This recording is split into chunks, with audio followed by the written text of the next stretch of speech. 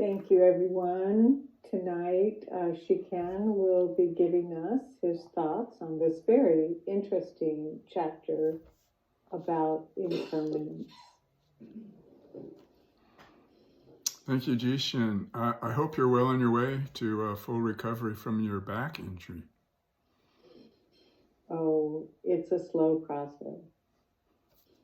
And at least I've been able to sit up this long, which I haven't been able to do all week. So that's an improvement. Thank you for asking. All right. So, living the life of impermanence.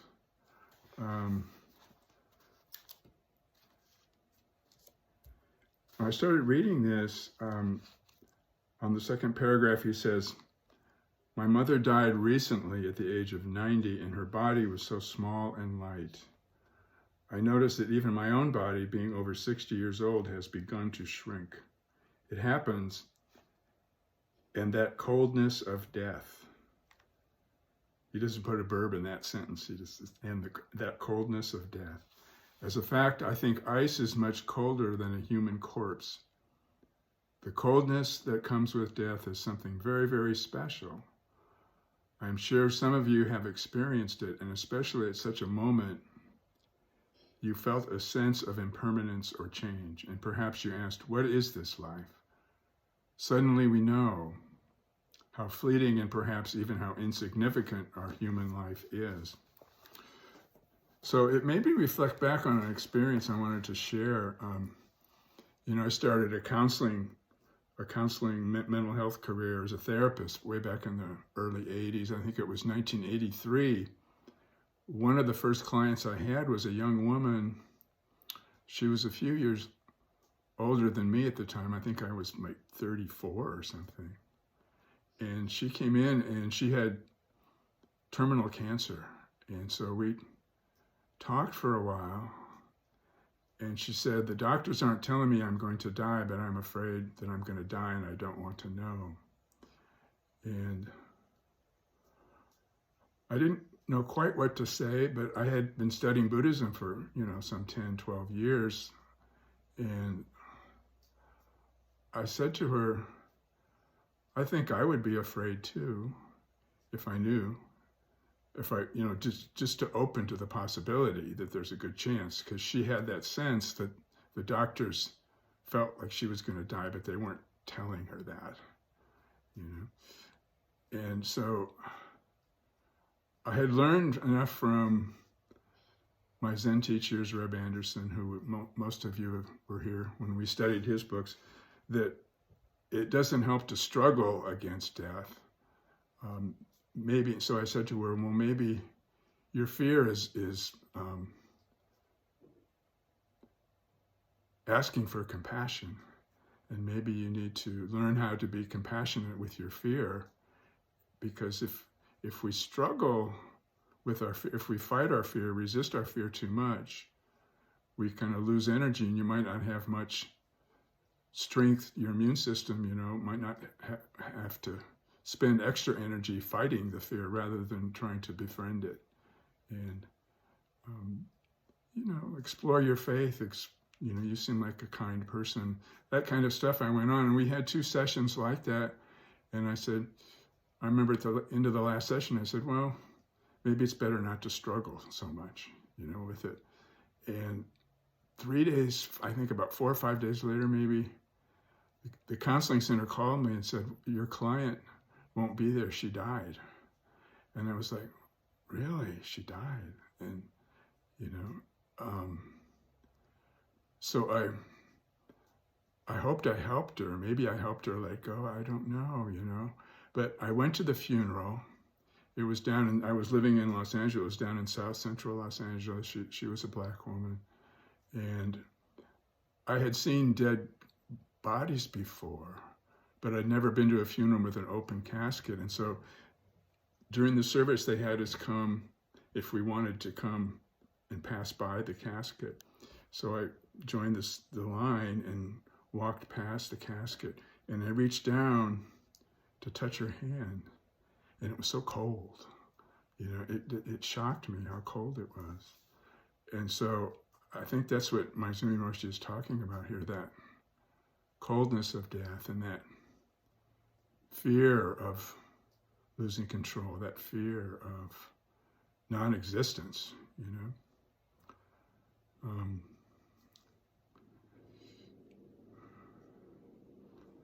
So he goes in to talk about, he says, I often talk about how we are born and died so many thousands of times every second. And so I wanted to just go back briefly to page 5 where he first mentions that in the very first chapter.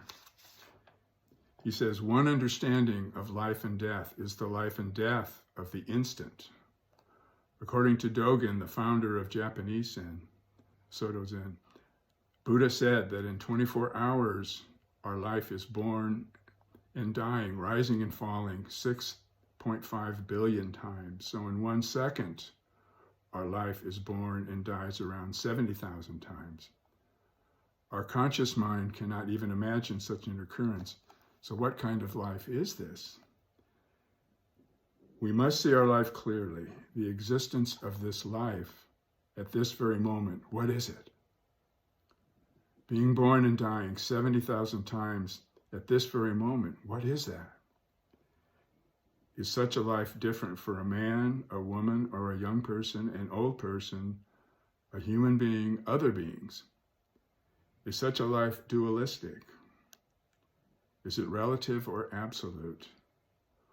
All our usual considerations and understanding about what our life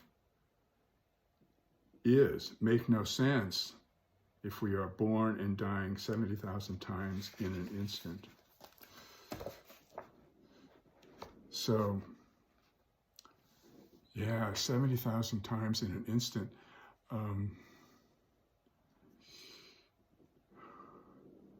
You know, it seems that Einstein in science has, taken on his teaching that matter is energy. And so what is the real source of our life, the actual substance of our life? It's aliveness, but we don't know what it is. We know everything is moving. But, for it to be moving that fast, it's like, kind of like in a movie, we see the images on the screen and the people moving around, but what's really happening, in quantum science, it's sort of like that. They'll say, like, the movie screen is like, actually what's really happening, if you could slow it down, is that there's these frames flashing by on the screen. And quantum science is telling us now that, our actual conscious experience is just this flashing energy fragments. Every single feeling, every single thought we have are these really tiny, not so tiny they're not perceivable. And they're moving so fast. And they're just energy fragments flashing by, thoughts, feelings. And so we're not even aware of it, much less can we control it or choose it. It's happening, our life is happening. And, he goes in and talks about Joshu's dog and how the dog is impermanence. We are impermanence. The dog is Buddha nature. We are Buddha nature. And impermanence is the Buddha nature, the great enlightenment, Buddha's great enlightenment. So how do we live that life of impermanence? So I was thinking about how to express in the best way that I can express it.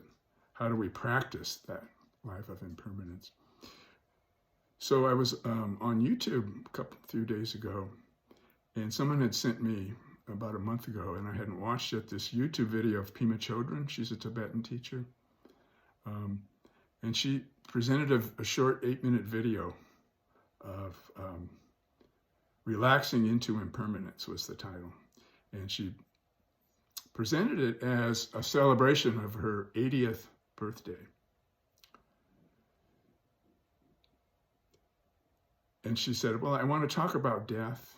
Nice, cheerful subject, she said, because so many fear it. And so she wanted to share a teaching that her teacher, Trungpa Rinpoche, shared with her when she was very young, probably maybe in her 30s. I think she's probably almost 90 now, 87 something. He taught her, every breath is a small birth and death. And this was new to her, and somehow it inspired, or it brought forth a real feeling of panic, the panic that everything really changes and there's nothing to hold on to. And she felt this immense sense of groundlessness,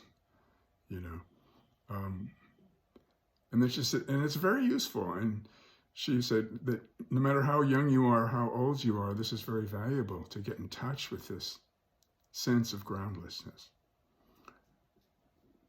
Because it's not just a preparation for the death of our body, but it's a preparation for how we can deal with that sense of groundlessness in every aspect of our life.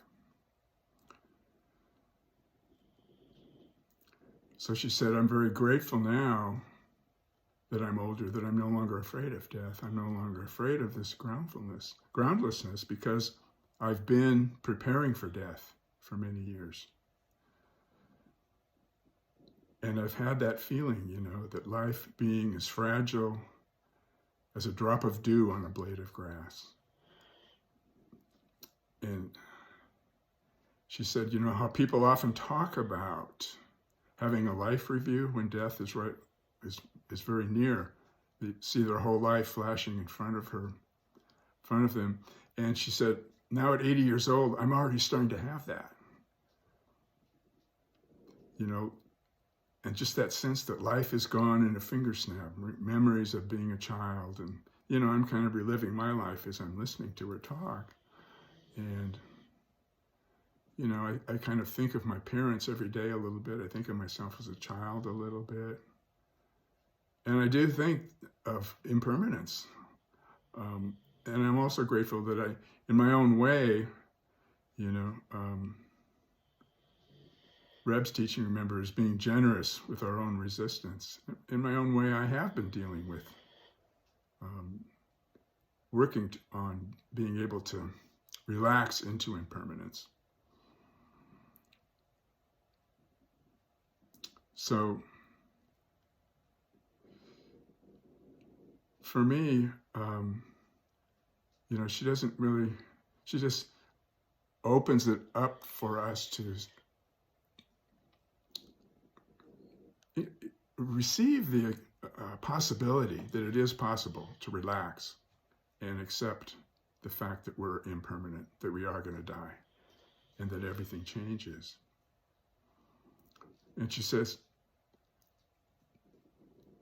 dealing with that fear doesn't mean the absence of fear. But you feel that you can put your trust in our essential being, our essential being, to absorb it. The Buddha nature that we are is always pervading and supporting, and has the power to transform that fear. So each breath, each moment,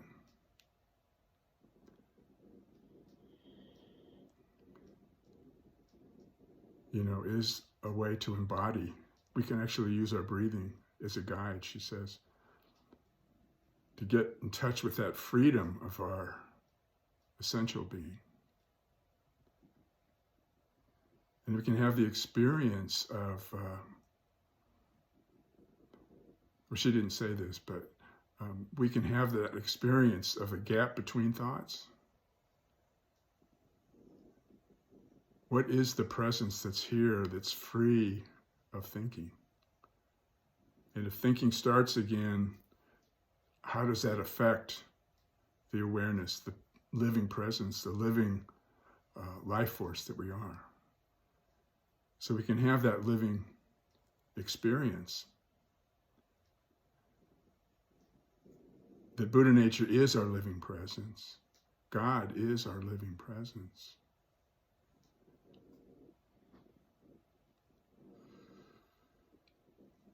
And there is nothing to hold on to,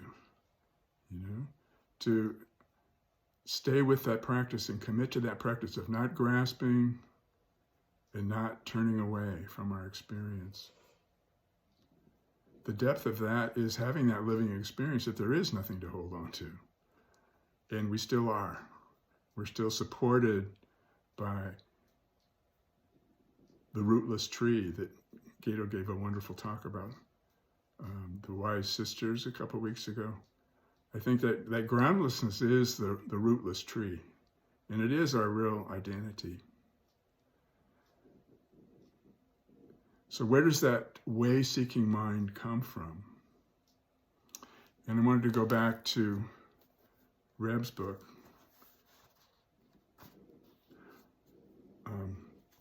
Entering the Mind of Buddha. If you are new and weren't with us then, on page 73 of his book, he's talking about our aspiration as the wellspring of energy. He says, this aspiration is the deep and vast intention to become Buddha for the welfare and liberation of all beings. One of the ways the word bodhicitta has been translated into English is bodhi mind. Way-seeking mind is the way I translate it. So way-seeking mind is a thought, a form of thinking that arises and ceases. It does not arise from ourselves. It does not arise from others.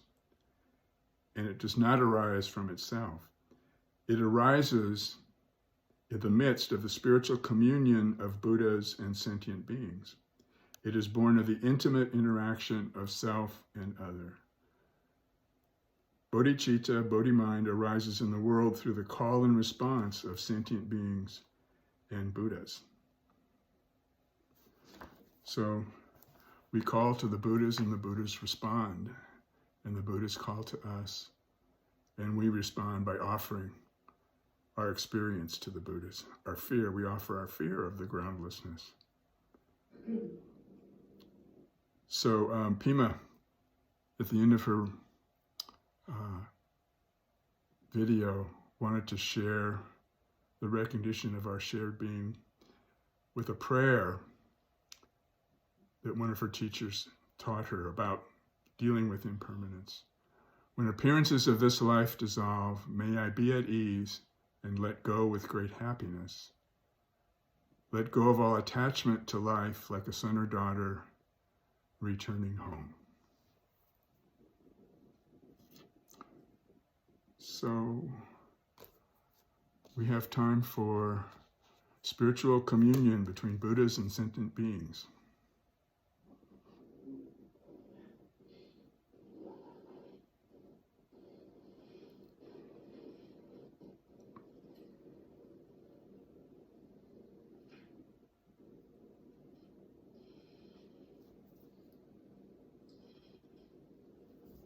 When I read the chapter,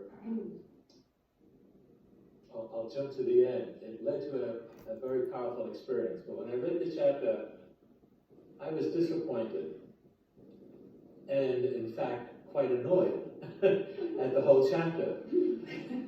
And that's because I focused on the word live. And I said, this whole chapter is about impermanence. And I said, the book is appreciate your life. How?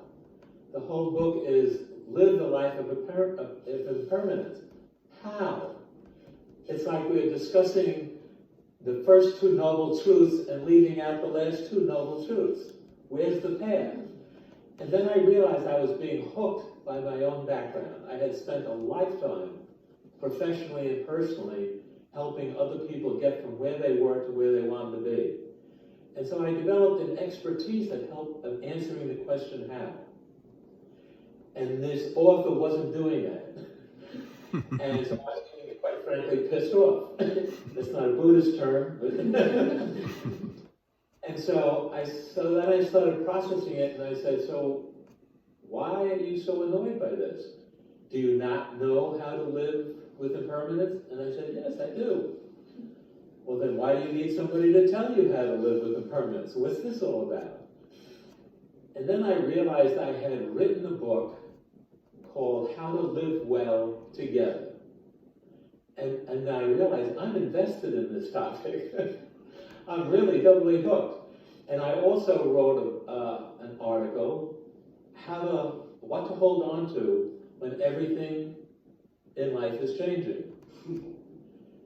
And all of a sudden I realized, you're being really critical here because you're so invested in the answer. But I woke up in the middle of the night and had to go find the article I wrote, and I wrote about a very profound Zazen experience I had in the martial arts.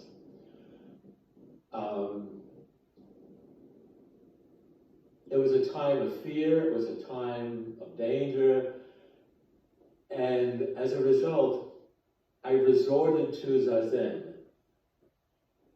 And when I was called to fight the two toughest people in the entire class,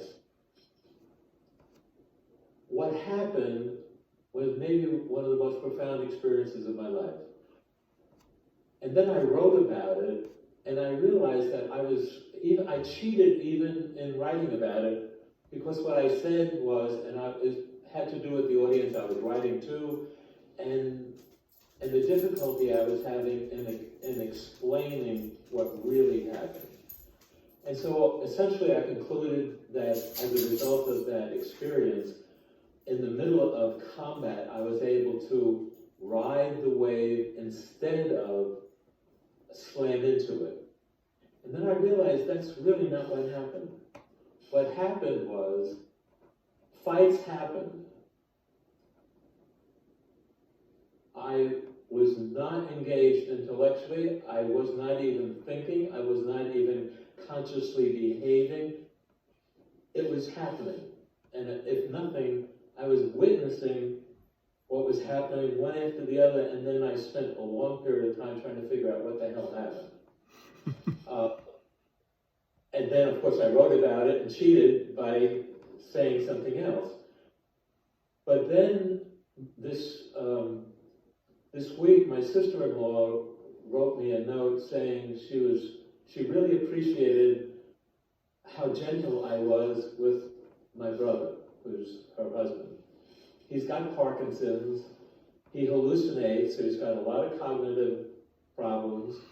He has fallen and hurt himself very seriously. He's broken his hip, he's seriously damaged his knee because of Parkinson's, and he's very much afraid, and rightfully so, because if he falls again, he could be in real serious danger.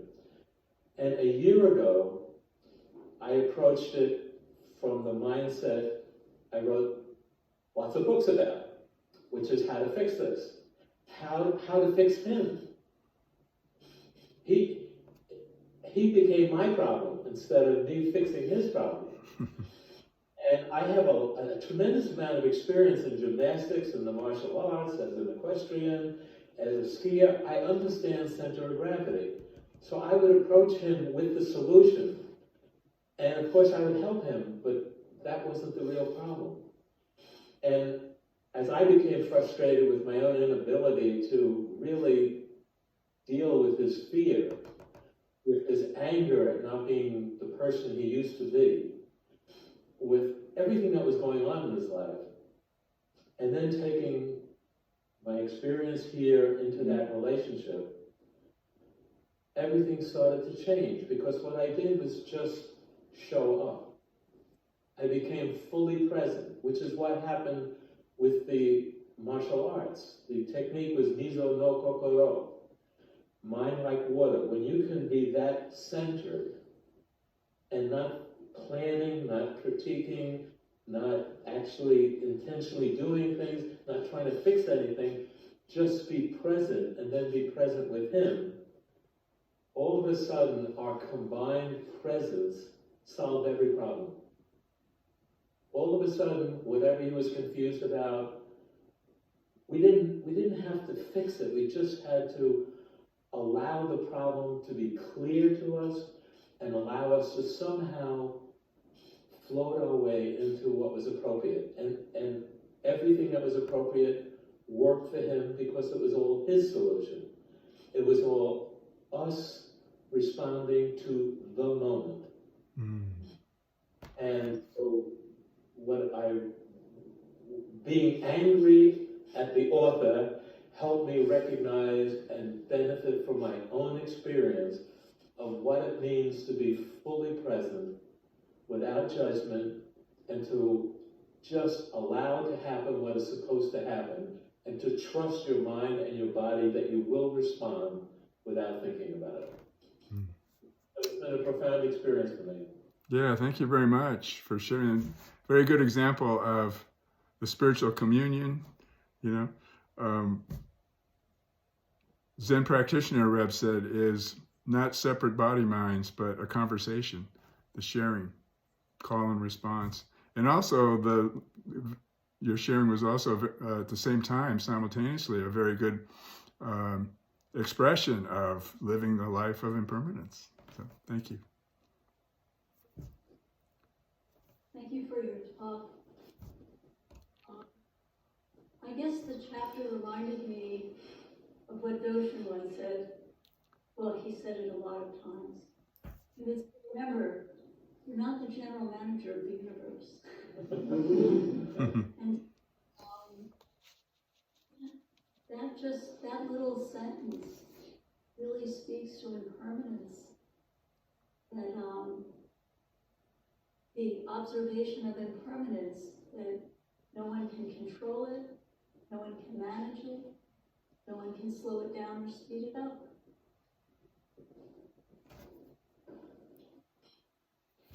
And it can't be removed from us. No.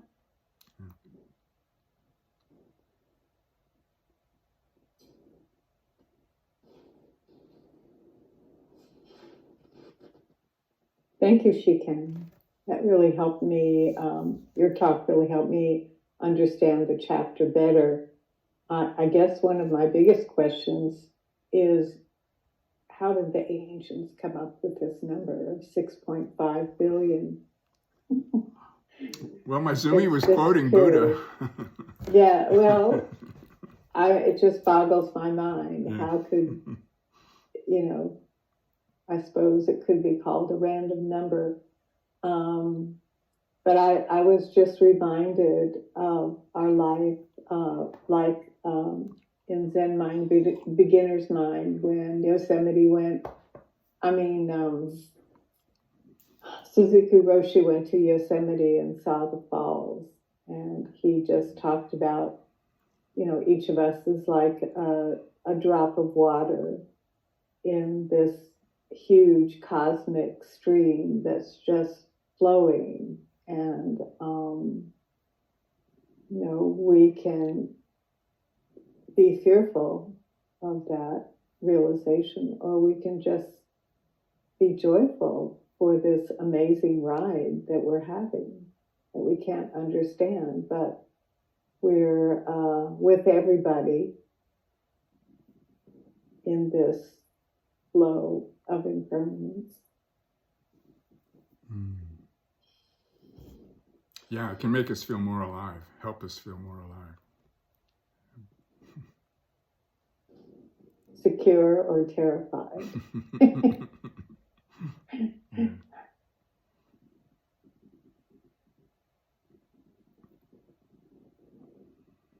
We are coming to the end of our time here. Thank you all for your input.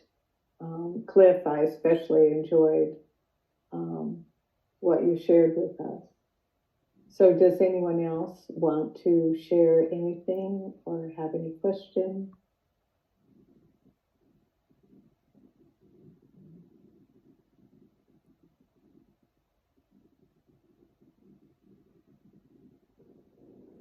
And when you're ready, let's have our 4 vows. I have an announcement to make. We have 2 new people here tonight, Rui and Patty. So welcome to both of them. I hope we see you again. Repeatedly.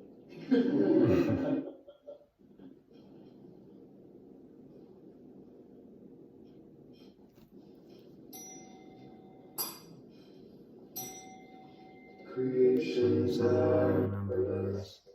I vow to free them. Illusions are inexhaustible. I vow to transform them. Reality is boundless. I vow to perceive it. The enlightened way is unsurpassable.